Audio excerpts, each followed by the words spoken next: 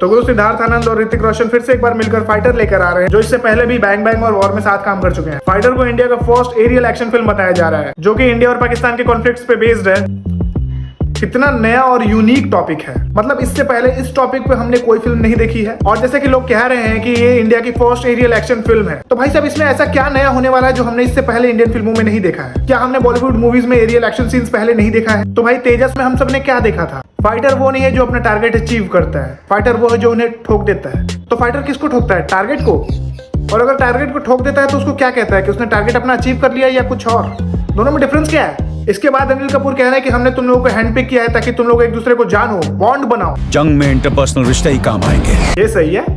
उसके बाद आती है भाई साहब दीपिका पादुकोण। चलो तुम्हें जम्मू घुमाती हूँ।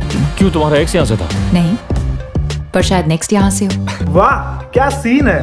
ये एक पैट्रियोटिक फिल्म ही है ना भाई साहब। यहाँ तक देखते देखते मेरा दिमाग खिसक गया था। मतलब कहाँ से सोचते हैं ये बॉलीवुड वाले, एक पैट्रियोटिक फिल्म को टिपिकल बॉलीवुड मसाला बना दिया है। लेकिन तभी होता है पुलवामा अटैक, और सुनने को क्या मिलता है? पिछले 50 साल में किसी सरकार ने उनकी इन हरकतों का मुंह तोड़ जवाब नहीं दिया। अगर तुम पुलवामा और बालाकोट इंसिडेंट को इसमें अटैच कर रहे हो तो फिर इस डायलॉग की जरूरत नहीं थी कि पिछले 50 सालों में किसी सरकार ने उनका मुंह तोड़ जवाब नहीं दिया। तुमको सिर्फ इस मुद्दे पे बात करनी चाहिए थी, क्योंकि फिर ये स्टोरी ऑथेंटिक नहीं रह गई। या तो इन्होंने पुलवामा और बालाकोट को अपने हिसाब से बनाया है। सच कहूं तो मुझे अभी तक लग रहा था कि ये पुलवामा अटैक और बालाकोट के रियल इंसिडेंट्स पे बेस्ड थी, लेकिन ऐसा नहीं है। इन्होंने इस नाम का सिर्फ यूज किया है अपने फायदे के लिए, ताकि ज्यादा से ज्यादा सिंपैथी और पब्लिक को अट्रैक्ट कर सके फिल्म देखने के लिए। क्योंकि अगर ये रियल इंसिडेंट्स पे बेस्ड होती तो हमने जो पाकिस्तान से इतने सारे जंग जीते हैं उसे मुंह तोड़ जवाब देना ही कहा जाएगा। भाई साहब मेरा सिर्फ एक सवाल है कि पुलवामा और बालाकोट का नाम लेके लोगों को क्यों कंफ्यूज कर रहे हो? इसके बाद लड़ाई शुरू हुई कि भैया बाप कौन है।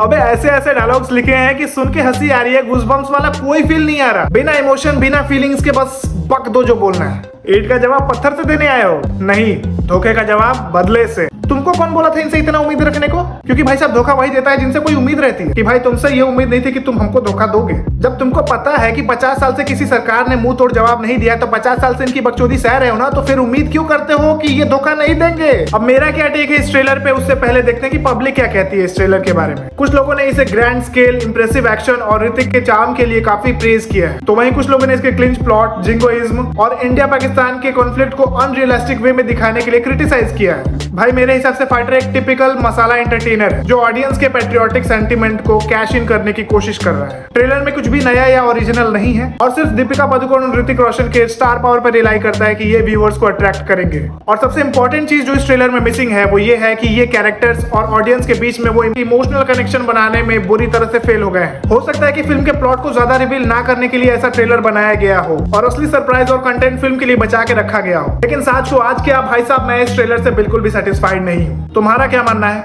कमेंट करके बताओ।